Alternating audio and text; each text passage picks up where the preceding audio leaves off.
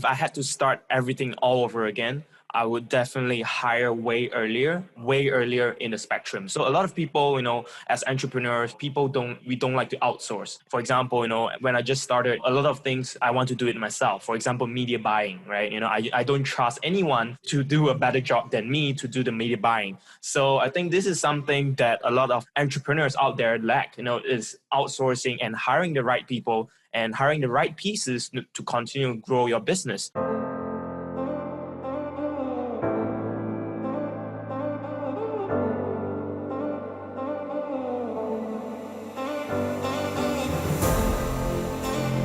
Hi guys, we're back this week with another great interview, and we are very happy to have Evan Tan, that's right, with us. Yep. And he's a major success story in the dropshipping world. And if you want to get more information about him, we're putting the below in this video, you can see the links to follow more, learn more about him. But what we're going to talk about today is we're going to get a little bit a background of how he got to where he is. And we're going to get some insights, some special insights from him.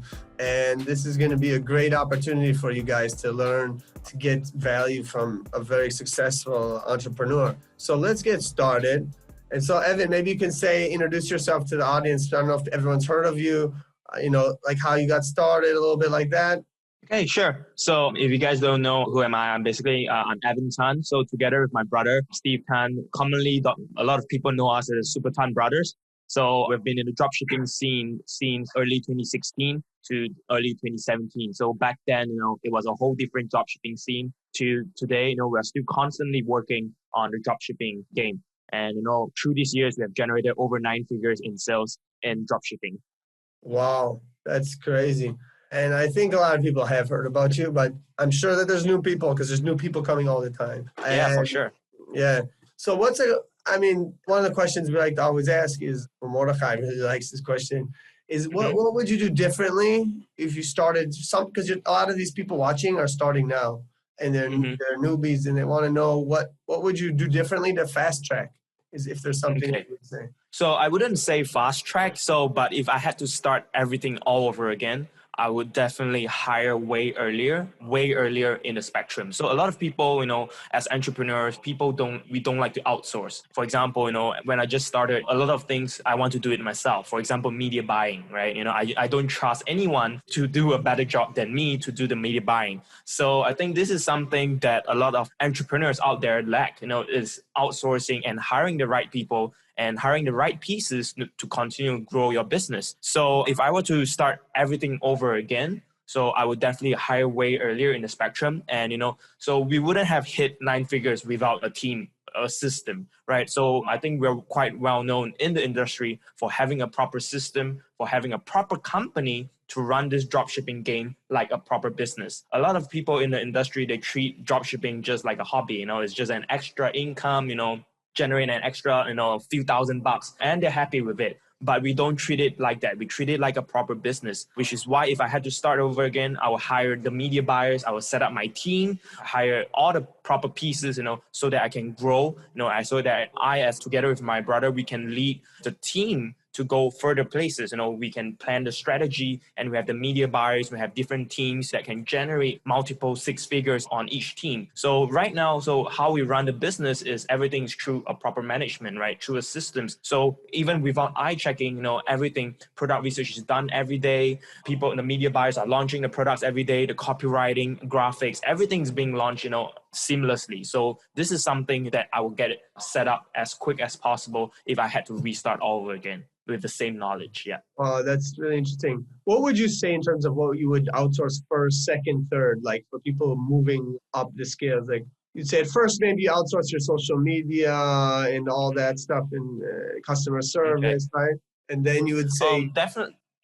Yeah. So definitely the first thing that we outsource, as you mentioned, would be the customer service, right? Or social media, someone that handles your customer support. Definitely right after that would definitely be people that come in to make sure that you have the right creatives, the right copy. So we will be, generally when we start, in dropshipping, we start with one general VA, right? You know, one person that can do multitask, you know, a little bit of video editing, a little bit of copywriting. But of course, one of the key people that if you want to grow your company would be the media buyer, because those are the people that generate the money for you. So that would probably be like third or fourth down the line. Once you have a proper business, once you have generating profits, you know, once you have a stable business, a media buyer is someone that you need to start hiring third, fourth down the line, so that you can continually to grow different stores, multiple stores, without you having to actually run the media buying yourself. So with that, you can properly have the create the SOPs for the entire team. For example, we separate, you know, teams into one team has one media buyer,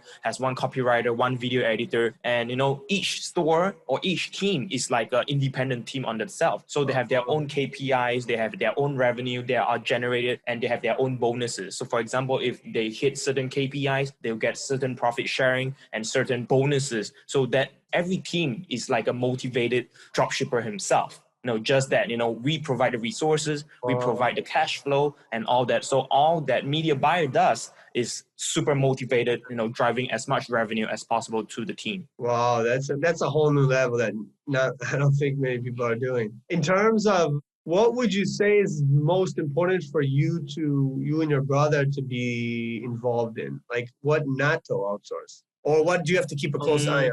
I think definitely right now, from day to day, I personally is managing the entire dropshipping business. Steve himself right now has more or less put himself out of the entire dropshipping business and is right now focusing on some other parts of the business. So in our company, I'm more of the COO. So right now I'm pretty still hands-on, you know, on making sure, you know, the KPIs are met, you know, together with my project manager to make sure to look at everything, you know, to make sure things are running smoothly. But more or less, you know, right now I'm just working very closely as well with the media buyers to understand new strategies. You know, are we using new strategies? Are we keeping up with the trends, you know, with what is evolving in the dropshipping business? Because we have been in the industry for, you know, multiple years. So it's not just like, you know, we just came in this year. So we know exactly how it has evolved, you know, since 2016, 2017. Every year is evolving. So we need to stay ahead of the trend to keep, you know, be relevant in this dropshipping game. Great. Now let's move on to a question that I like to ask myself is, what's a winning product? Like, how do people identify what's a winning product, especially at the beginning phases of testing and stuff like this? So a winning product to us, we don't really define any winning product. For us, we let the data speaks, we let the money speaks. Even any product that you launch on Facebook that is able to bring in profits is a winning product to us, right? So we internally, of course, we break it down into different categories, kinds of winning product. Of course, we are talking about, say, a 5-figure winning product or a 6-figure winning product or a 7-figure winning product. So, but to us, right, we always emphasize in some of the conferences and some of the talks we have been before, you know, we are not only looking for the 7-figure product, right? Beginners tend to, I want to find a 7-figure product all the time, but it doesn't come by all the time. Sometimes it's luck, sometimes it's just in-depth research that brings about a 7-figure winning product. So for us, it's not about just finding the 7-figure product. It's anything, you know, it stacks up. So we always tell our students, imagine you have 10 products that bring in 1K profits each day. That's still 10K profits and it adds up. So it's not just about looking one huge winning product that brings in all the profits. It's about diversifying your risk and at the same time diversifying across multiple products. That's interesting. And another thing, I don't know, is sometimes a product doesn't even have to be, I mean, some big companies, they don't even have to be like, you could even break even, let's say on the first, and then on the back end, on the emails, the upsells and all that after, you gaining those emails on your list, right? So even like a losing product or a break-even product isn't really losing, because you can in the long run, you can make a lot of money off those same customers, right? I mean, yes, definitely, especially for niche stores, right? Even for some of the dropshipping stores, we continue running even if it's break-even, right? Break-even is good for us, even, you know, on certain niche stores, because you're gonna make the money back through retargeting. You're gonna make back through email marketing and all sorts of following up with the customers. How would you recommend, what about Ecomhunt? You guys have used it in terms of just looking what kind of products they're finding and this and how would you recommend people to use Ecomhunt, or how do you look at it? Do you just scan it to see what's kind of trending, or? So of course we have like a whole product research team that does the product research. We go on to several platforms that we have talked about, online to search for the most trending products. So we always talk about, two different kinds of strategies. One is first in the market, right? When you're talking about first in the market, generally we go into deep into the Chinese markets, to look for this sort of products. And, with Ecomhunt is something we call always a scavenger method, that we try to see what is trending in the market and to see what have other people's and competitors launched into the market. So sometimes, we get our team to go onto Ecomhunt to see what is trending on Ecomhunt and which kind of products, have been launched by our competitors and which one potentially that we want to get into the market as well. So we call it a scavenger because generally we are not first into market. So with Ecomhunt, generally we use Ecomhunt to look for products that we can actually equally enter the market and compete against these competitors. I see. So you generally don't like to get a new product that's been untapped, that's new. You usually like to ride trends. So I think there's a misunderstanding. So basically, so I think we separate into two sorts of strategies. And what we do is we do both strategies concurrently so that, we are able to find the latest products and at the same time look for products that's already in the market and, try to eat a pie and share of what is already in the market. So we have both strategies concurrently so that, we are able to diversify the risk and make sure that the revenue source is coming not just from new products, but existing products in the market. I see. Interesting. In terms of the whole virus thing, how are you dealing with that in terms of shipping times and all that? Are you using more warehouses, third parties? Or what would you say about that? How to deal with it? I think with the whole virus, there isn't any way around it. I mean, honestly, it's a global thing, right? So, I mean, we have been using a third-party warehouse called Rio. So basically, they are one-stop fulfillment service for all dropshippers out there. So we have been using them for, the past few years, and they've been super excellent in managing all our fulfillment to people all around the world. So with Rio, they're able to, what I really like about them is their service is top notch and they're able to always adapt to different needs, especially during this virus. We are able to they're able to suggest, which are the ideal shipping methods to use at the fastest rate, yet at the balanced rate. So, we don't allow our customers to wait too long, but it's something that I think everyone around the world have to do in this period. So I think Rio has done a really good job, in maintaining the shipping speed, the prices for us as much as possible during this pandemic. So for beginners starting, would you say to test still on AliExpress or to just move off of there as fast as possible, even testing? I think generally with platforms like Rio, I feel you can get on Rio as soon as possible because if you're testing on AliExpress means you're not doing proper upsells, you're not doing proper cross-selling. And if you're doing upselling and cross-selling on AliExpress, the problem is that you may have a main product that is from supplier A and an upsell from supplier B. And this way you need to pay shipping twice, right? So if you're using Rio right off the get-go, right, you are able to do all your upsells, your cross-sell, your email marketing, everything. And Rio is able to compile the order. For example, one customer is able to buy say 3 to 4 different things from your store, which is coming from 4 different suppliers, but Rio is able to consolidate that for you and ship out as one order so that you only have to pay for one shipping, which saves up cost and it makes things way easier. And it's going to be faster and it's going to be more efficient because in AliExpress, you don't know what kind of supplier you're going to get. Yep. You don't have to worry about, your supplier not shipping out. Rio have been around, and has been helping a lot of dropshippers like us around the world get their orders shipped. So, I trust them to do it. They have helped us, scale 8 figures in just fulfillment alone. So we entirely trust them that they're able to do a good job on this. What do you say about the fourth quarter now? Like what people should be doing? What's your strategy? What should people be thinking about for the fourth quarter? I mean, it should be for sure starting now if they haven't started preparing, but it could even be late. So I think if someone is just starting out, in the fourth quarter, generally I feel it's a little bit too late to get on because they don't have the necessary know-how to know what is coming in Q4, right? Q4, a lot of dropshippers, they always feel, Q4 is the time where I have to capitalize on things. But, to us as dropshippers, generally, Q4 is just another quarter in the year, right? I mean, we have been dropshipping, year in and year out. Fourth quarter is more expensive, of course.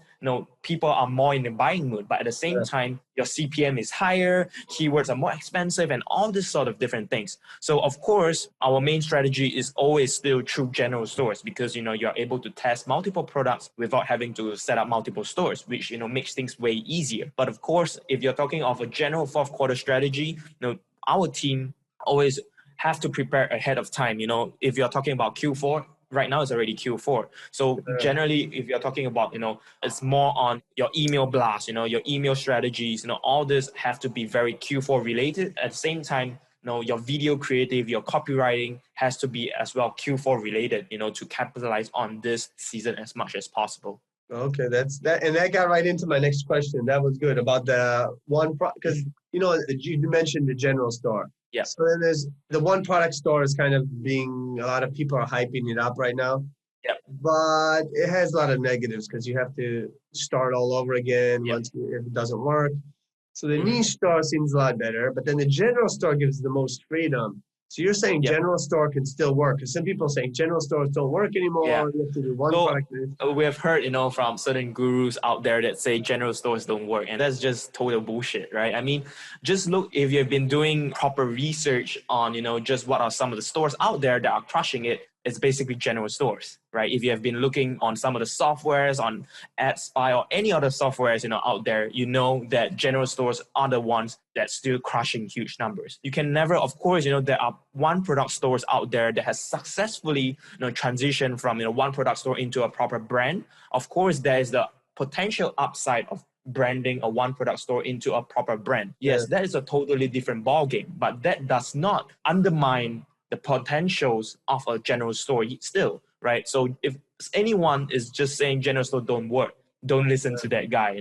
He's just trying to make his model seem better, which is just total bullshit. All three models, niche store, general store, one product store, all three models work, and each have its pros and cons. So, for us, it's just we prefer the general store because our entire team is just so well-versed and, used to burn and churn, general stores and just milking the entire dropshipping game. Of course, our team have one product stores, have niche stores. It's just, diversifying across multiple different models throughout the company.